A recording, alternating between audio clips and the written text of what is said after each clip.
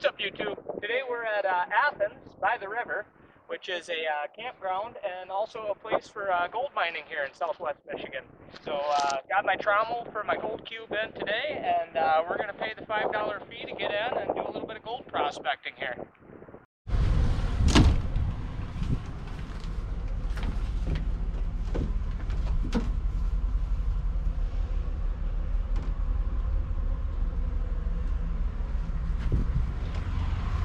Well, I got my trommel unboxed and installed, and that all went off without a hitch, except for I realized now that I'm at the point where I was hoping to be able to run it, that I only have one pump and no T to provide water to both the gold cube and the trommel. So I'm gonna probably either have to get a separate little bilge pump or get a T, and hopefully my bilge pump that I have will be strong enough to run the two at once.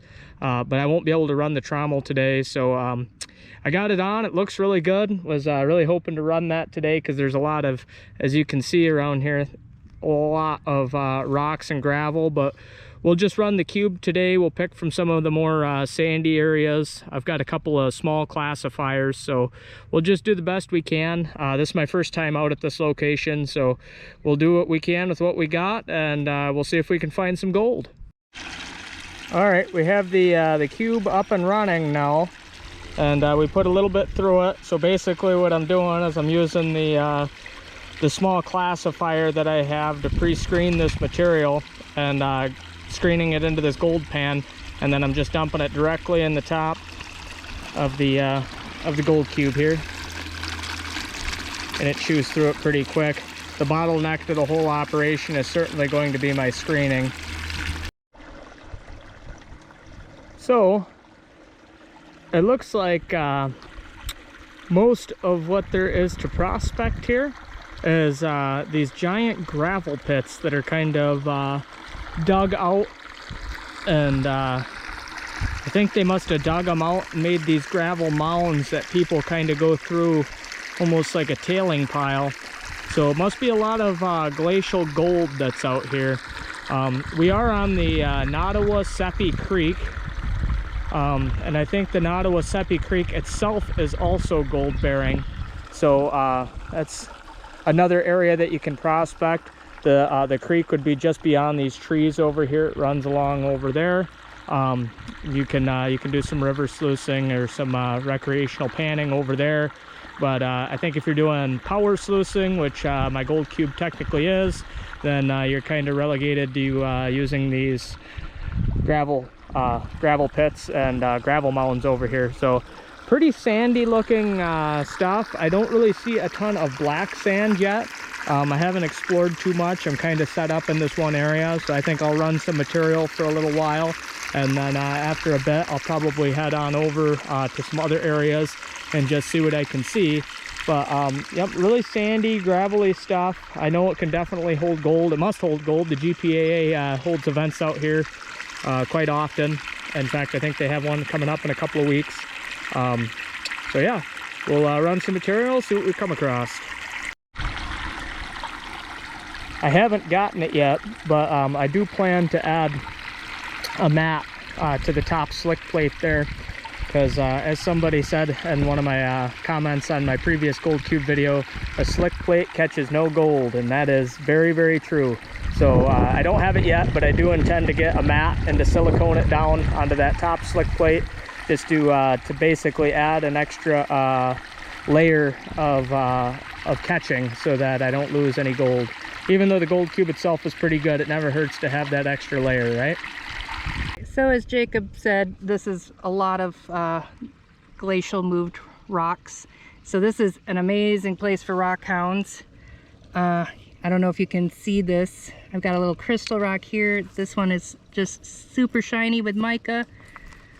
I don't know how well the camera can see this, but this just looks like it's coated in actual like metallic silver. We tried the pinpointer on it. It didn't go off as metal, but could I get a little bit of water?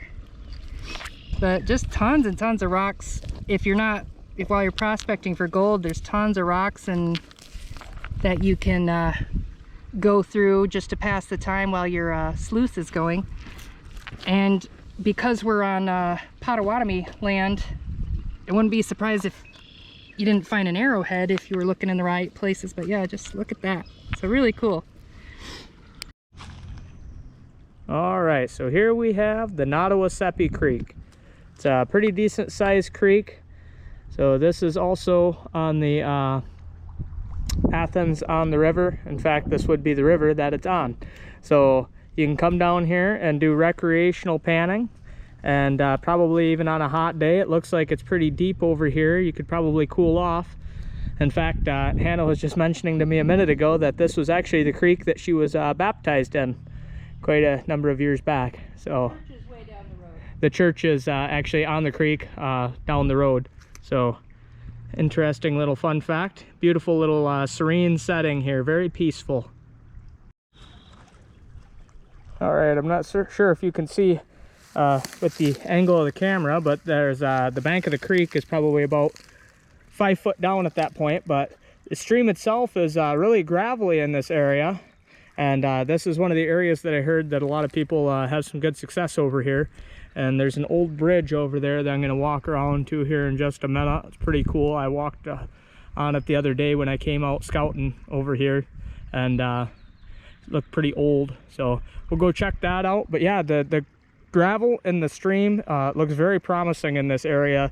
It's just kind of a steep bank to have to negotiate, but given the right motivation, I'm sure you could do it. Yeah, here's a side view of this bridge. Very old. You can tell the old iron frame construction. Big thick wooden planks on the top. Very cool. All right, so I just got the gold cube turned off, and I did a field cleanup as best I could by reversing the polarity on the pump and using that as a hose to clean out my trays. So this is what we ended up with right here for our concentrate.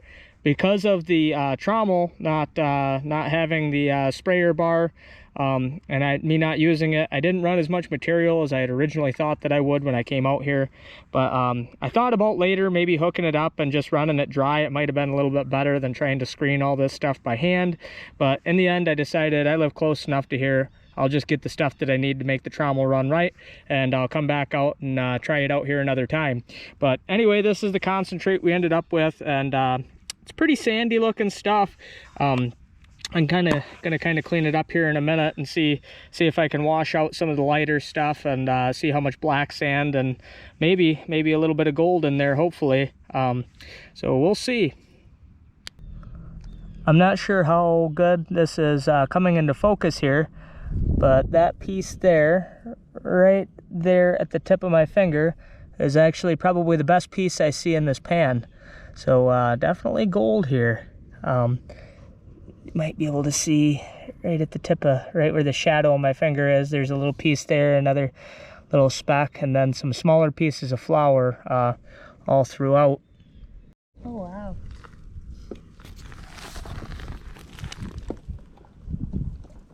All right, so it's not a perfect cleanup. I'm gonna finish the rest of it up at home. I was just kind of trying to do it to you know, see how much black sand and heavies that we had.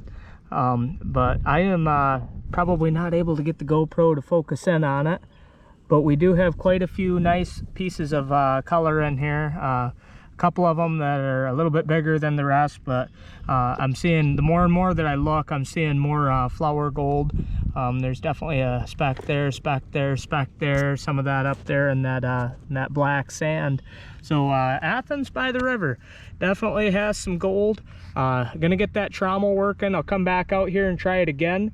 I'm actually impressed with actually seeing as much color in the pan as I am for not having ran that much material through.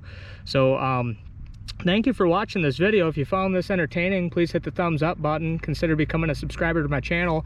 I'm hoping to do some more gold prospecting videos for sure, hopefully getting a little bit better at it each time.